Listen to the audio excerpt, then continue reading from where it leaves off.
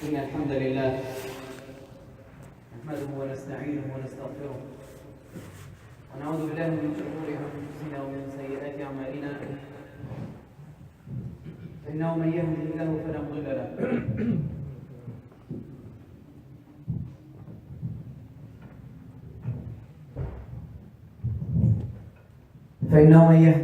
مضل له وأشهد أن لا إله إلا الله وحده لا شريك له وأشهد أن محمدا عبده ورسوله.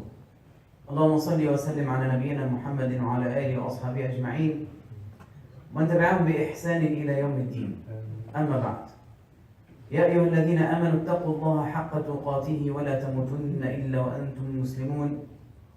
يا أيها الناس اتقوا ربكم الذي خلقكم من نفس واحدة وخلق منها زوجها وبث منهما رجالا كثيرا ونساء واتقوا الله الذي تساءلون به والأرحام إن الله كان عليكم رقيبا. يا أيها الذين آمنوا اتقوا الله وقولوا قولا سديدا يصلح لكم أعمالكم ويغفر لكم ذنوبكم ومن يطع الله ورسوله فقد فاز فوزا عظيما. أما بعد، عباد الله، فإن أحسن الحديث كتاب الله وأحسن الهدي هدي نبينا محمد صلى الله عليه وسلم وشر الأمور محدثاتها وكل محدثة بدعة وكل بدعة ضلالة.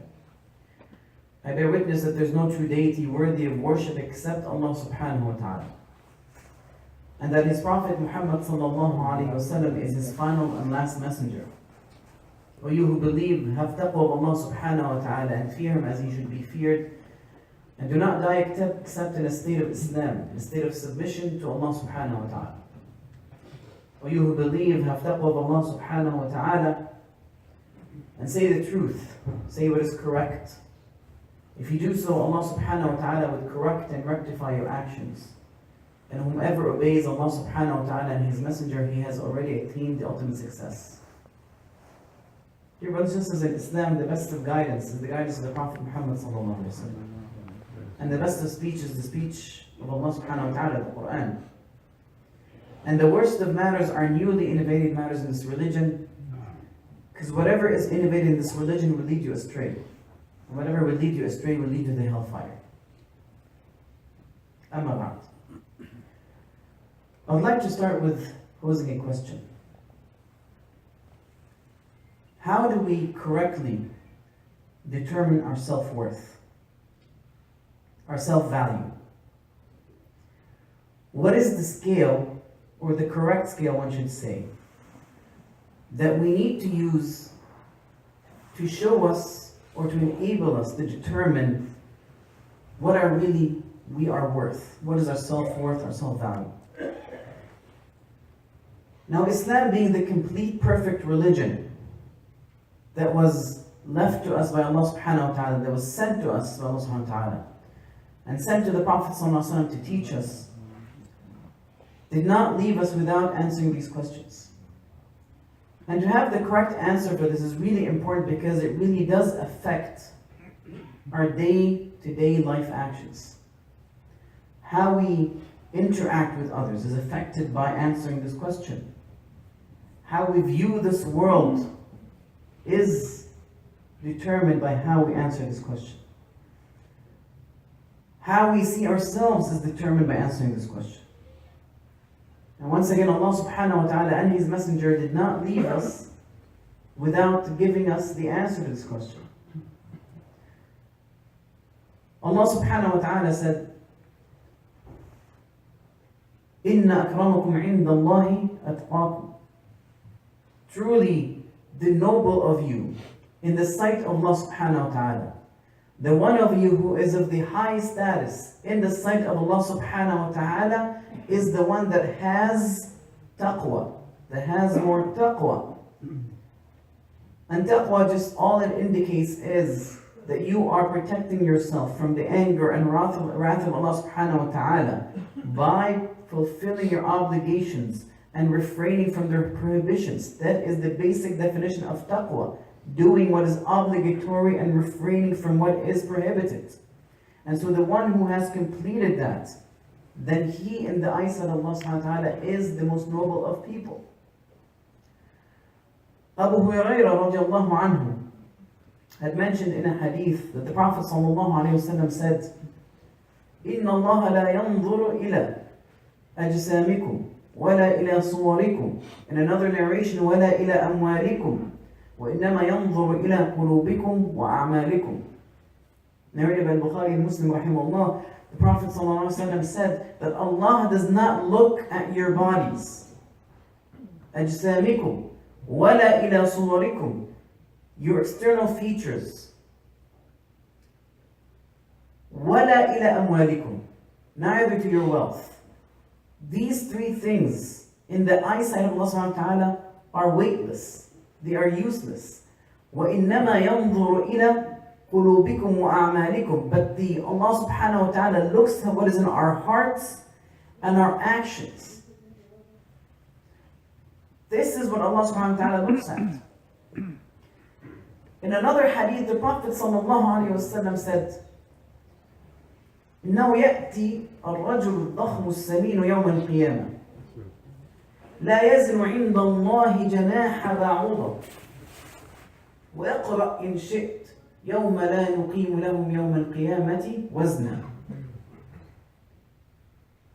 Prophet sallallahu alayhi wa sallam said, it will be brought forth the person who is huge in body, عظيم, nice physical appearance, Samin, he's well built, filled. Now this indicates that this individual has perhaps a good appearance, strength, but also the weight indicates that this person was wealthy, of status. لا يزن عند الله جناح بعوضة. He does not weigh on the scale of Allah subhanahu wa ta'ala the weight of a bug's wing. Ba'ud is just a bug. Think of any bug, a mosquito, whatever the case is. The weight of its wing, this individual, with all his worldly glory, with his weight and his status, measures nothing in the eyesight of Allah subhanahu wa ta'ala. So this gives us the true scale that Allah subhanahu wa ta'ala determines with how valuable we are, or what is our true value, what is our true self-worth.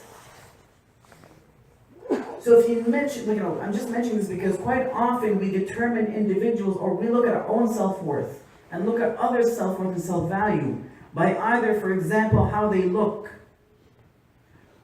or their class status, or their wealth, or what they have achieved. And we tend to treat people based on that, but also treat ourselves and how we view ourselves based on that. But Allah subhanahu wa ta'ala is telling us otherwise. His Messenger sallallahu alayhi wa sallam is telling us otherwise. Now the Prophet sallallahu alayhi wa sallam even made sure that practically he would practice this with his companions. Abdullah ibn Mas'ud radiallahu anhu. If you don't know who he is, by the way, he is one of the scholars of the Sahaba. The Prophet sallallahu alayhi wa sallam said, take the Quran from Ibn Abd. Take the Quran from Ibn Abd. This was the kunya of Abdullah ibn Mas'ud. The narration that we narrate in the Quran today is linked back to Abdullah ibn Mas'ud and a couple of other Sahaba. Physically, Abdullah ibn Mas'ud was a person of short in stature, extremely skinny, extremely dark-skinned. One day Abdullah ibn Mas'ud said, I went up on a tree. لِأَخُذَ أَرَاكًا. The arak is where you get the miswak from for the Prophet sallallahu alaihi wasallam. So wind blew by and exposed the legs of Abdullah ibn Mas'ud.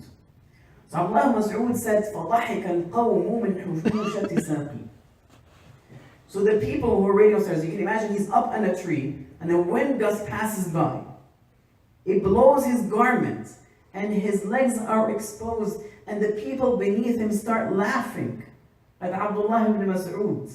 And he says, from حُمُوشَةِ سَاقِي مِنْ دِقَّةِ سَاقِي, of how skinny my legs were. Pretty much the description was that they were twigs.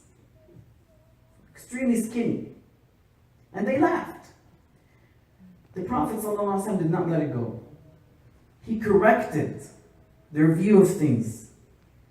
He said, وَالَّذِي نَفْسِي بِيَدِهِ صلى الله عليه وسلم كما قال, or والله, they are إِنَّهُنَّ أَثْقَلُ عِنْدَ اللَّهِ مِنْ أُحُدٍ. These little twigs that you're laughing at are heavier than the weight of Uhud in the eyesight of Allah subhanahu wa ta'ala. This is the true value of a person, his true worth. Zuhayr, radiallahu anhu, and another companion, Zuhayr ibn Haram or Hizam, was a person who was described as damim, ugly. This was description.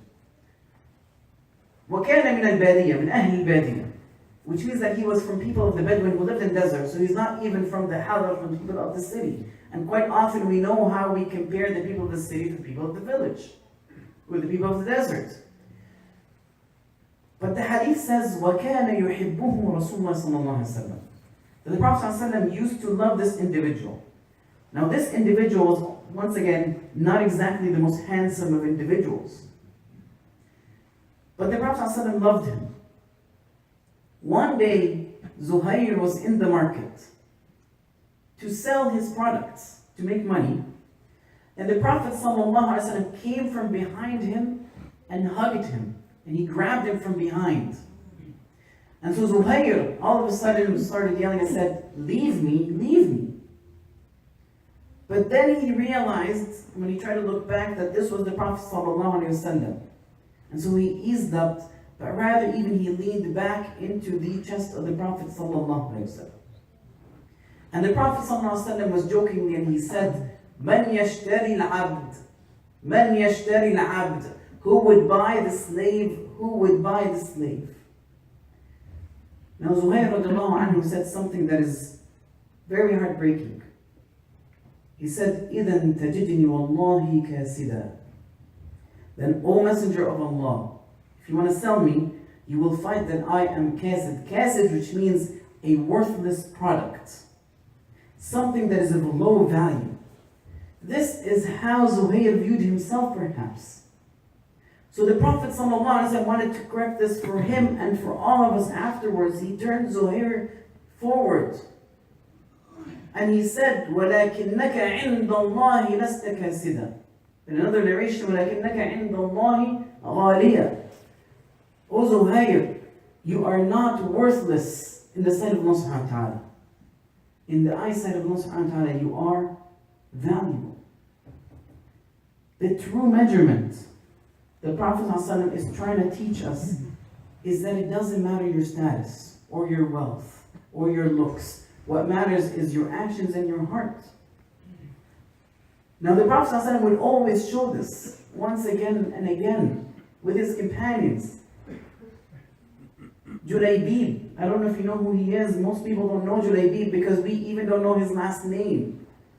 This is how insignificant this person was in the eyesight of the Arabs. Now Julaybib was a person who did not know his family was, tribe. Now if you lived in the Arab time, you understand this importance of being attributed to a tribe. It's a matter of status. When you don't know who your family is, you have no support. Julaybib was a person who was poor, but also he was described as damim, as ugly. So this is an individual who was ugly, had no status, was poor. He had nothing going for him. People neglected him. But the Prophet ﷺ had another view of this Sahabi radiallahu anhu. He fended for him. He always looked out for him because he knew truly how he was. He knew his true value. He had approached a people from Medina, a family from Medina, from the Ansar, and he asked them, "I would like to ask your daughter's hand in marriage." So you can imagine the father, when he heard this, he said, وَالنِّعَمْ قُرَّةُ عَيْنٍ, soothing of the eye. The Messenger of Allah wants our daughter's hand in marriage. So he said, not for me, but for Julaybib. So the man was shocked. You have to understand how the society views this individual. So So he said, let me ask the mother. Let me consult. And so when he went home, he told his wife, he said, the Prophet ﷺ asked for our daughter's hand in marriage. She said, قُرَّةُ عَيْنٍ. Of course, who wouldn't want his daughter to be married to the Prophet ﷺ? And then he said, not for the Prophet, but for Julaybib. Now the woman's reaction was even more severe. She said, halqa, which means death over my dead body, approximately. La wa amr Allah. By the life of Allah, we will never give her to Julaybib. Because, just to add you some background, these individuals, by the way, are of high status and wealth and nobility. And even they had turned many of the suitors away because they did not see that they are worthy of their daughter's hand. Now when she yelled at the daughter, the smart daughter, she heard what's going on and she asked, who is the Prophet ﷺ asking my hand for? So they told her Julaybib. And so she told her parents, are you refusing the Prophet's request? Wallahi, he would never lead me astray. And so her parents agreed. And when she married Julaybib, the Prophet ﷺ made a special dua. He said, Allahumma subba alayha al-khayra sabba. O Allah, pour bounty, khayr, on top of them, pouring. وَلَا تَجْعَلْ عَيْشَهُمْ كَدَّ. And do not make their life of hardship. A few months later, a few years perhaps, the Prophet ﷺ was out in the battlefield with Julaybib. And after the battlefield, when the Prophet ﷺ was victorious, him and the companions, people were looking for the wounded and the deaf. And so the Prophet ﷺ was asking, are you guys missing somebody? Are you missing somebody? And each one would say, I am missing my cousin or my brother or my husband, whatever the case is. And then he would say, وَلَكِنِّي أَفْقِدُ جُلَيْبِيبَ. I am missing Julaybib. And so he looks for him. And when he finds him in the middle of 7 people around him. Just to give you the status of this individual in the eyesight of Allah subhanahu wa ta'ala. And so the Prophet ﷺ saw this, and he realized that this Julaybib had killed 7 individuals around him, and that they had killed him. And so the Prophet ﷺ carried Julaybib in his hands. And he wrapped him. And he did not have anything to put his head on, Julaybib, except the arms of the Prophet ﷺ. And he himself ﷺ put him in the grave.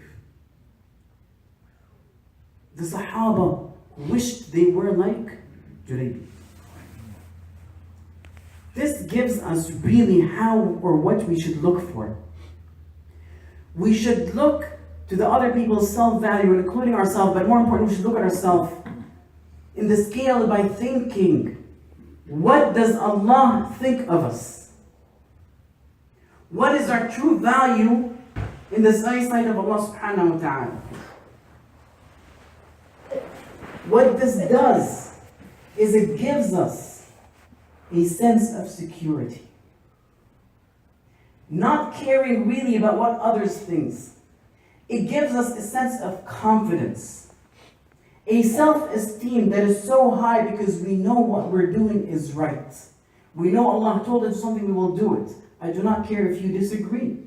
It's irrelevant because in the end, whatever you think, will be gone.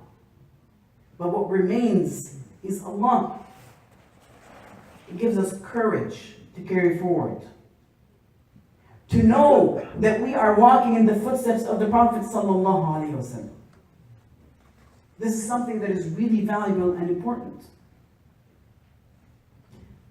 But what if we take other scales to determine our self-worth? Let's go back to really, with the majority of us, how we measure our self-worth and others.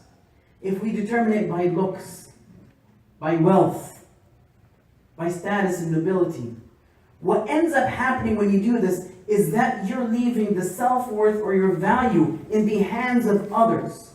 You will always be dependent on them, looking for their compliments. Your self-worth is determined by the others, what they view you with. It gives you insecurities. it sometimes even and quite often will prevent you from obeying Allah. Because you always think, what will they think of me? We know many brothers and sisters, for example, they miss the mandatory prayers, the fara'id, because they are at work, and all they're thinking is, if I pray, what would my co-workers think? The true question should be what would Allah think if I miss the prayers for another human being? Many of the sisters are afraid to take the step to wear the hijab because the questions that are in their head is, what will my friends think of me? Will they treat me differently? Will they think I am pretty enough or not? But the true question is, if you don't do it, what will Allah think of you? And if you do it and you please Allah, what does all this matter? When we sometimes are shy to enforce the Islamic gender boundaries between us and the opposite genders because we are afraid of how people would view us, that truly does impede us from moving forward to obey Allah subhanahu wa ta'ala. It really prevents us from being the pious servants that we should be. Inna akramakum inda Allahi atqakum. Truly the one of you who is the noblest in the eyes of Allah subhanahu wa ta'ala is the one who has taqwa. It does affect our self-esteem if we don't have the proper measurement. And if we don't receive these compliments, we see our self-worth as low. We can go into depression. And it's amazing how many people in our society, Muslims and non-Muslims, are suffering from this. It's because we're using the wrong scale. The scale that has been forced or shown to us, whether it's by the media or the society around us. We tend to express these insecurities in different ways, whether it's by how many pictures we post on Facebook and how many likes we're looking at. Sometimes how openly we are with things that are against Islam to see the validation of others. Now we see this both in youngs and adults. They're expressed differently. In adults, perhaps, it is their competition of who has the biggest house or the best car, who has the biggest weddings for their daughters and sons. Just because their neighbor or their friend had a bigger one, I need to have a bigger one. What is this all worth? In the end, all they're looking for is self-worth, self-validation, but in the wrong way. We should return back to the proper scale that the Prophet ﷺ taught us. Wallahi, it will give us the best self-esteem, the best of confidence, the security that we will rely to enable us to establish and practice this religion, to save ourselves in this world and the hereafter. أقول قولي هذا وأستغفر الله لنا ولكم.